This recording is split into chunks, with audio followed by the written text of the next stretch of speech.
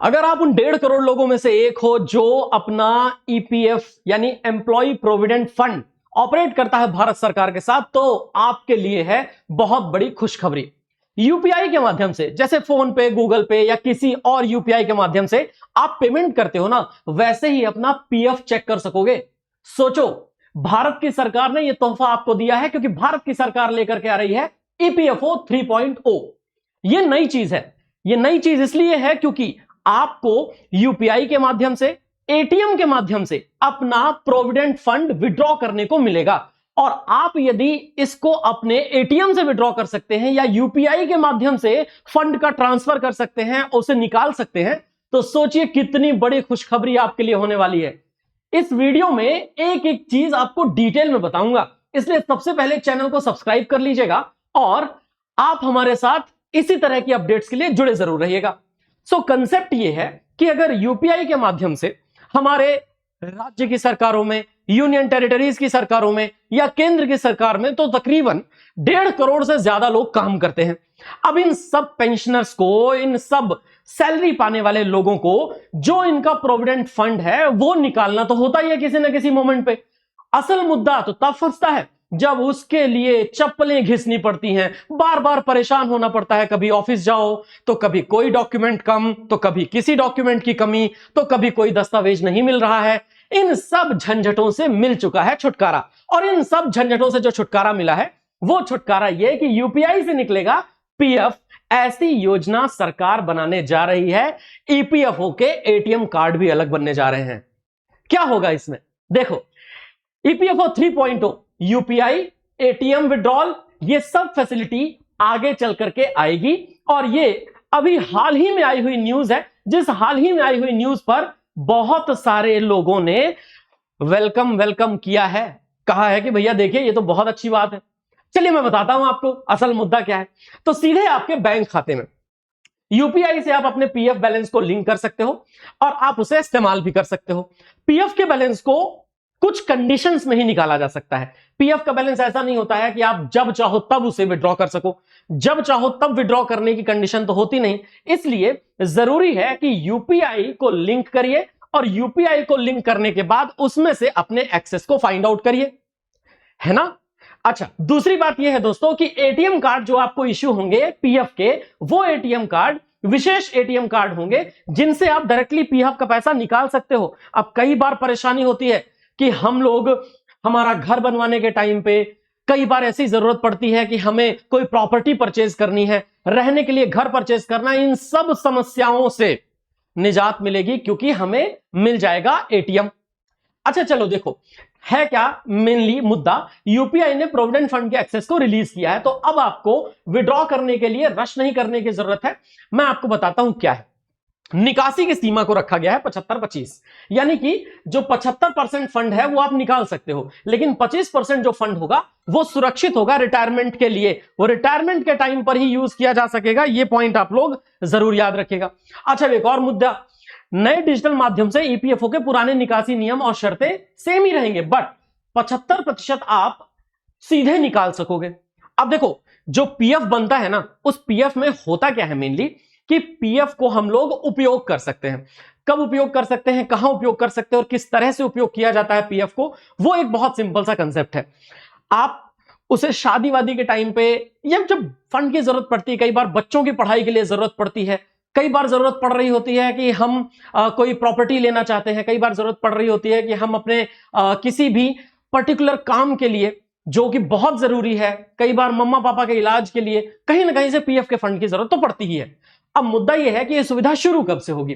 तो सुविधा जो है, सुविधा जून के अंत तक सरकार ने शुरू करने की बात कही है। इसकी टेस्टिंग जो है, टेस्टिंग सफलतापूर्वक पूरी हो चुकी है। 99% पूरा का पूरा प्लान डन है। अब लेबर मिनिस्ट्री जल्द ही रोल आउट की सटीक घोषणा करेगी और लेबर मिनिस्ट्री एक बार इसको बता देगी कि हां, ईपीएफओ का पैसा निकाला जा सकता है, मतलब ईपीएफओ से पैसा निकाला जा सकता है, पीएफ का पैसा निकाला जा सकता है, प्रोविडेंट फंड का।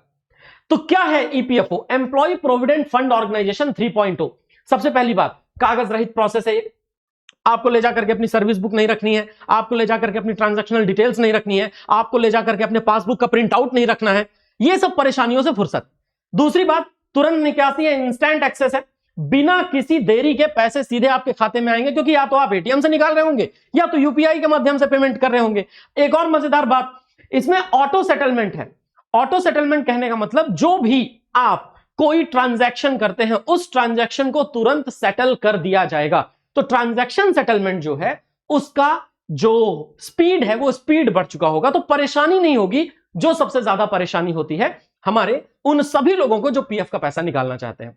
अब दूसरी बात, ईपीएफओ यानी एम्प्लॉय प्रोविडेंट फंड ऑर्गेनाइजेशन जिसको मैं कहता हूं, ये एम्प्लॉय प्रोविडेंट फंड ऑर्गेनाइजेशन काफी बड़ा डिपार्टमेंट है और ये मिनिस्ट्री ऑफ लेबर के अंतर्गत आता है। लेबर मिनिस्ट्री कई बार से ये बात कहती रही है कि हम इसको सरल बनाएंगे, प्रक्रिया को थोड़ा इजी कर देंगे जिससे कि लोगों को परेशानी ना हो, बट लोगों की परेशानी को सॉल्व आउट करना is the most important task.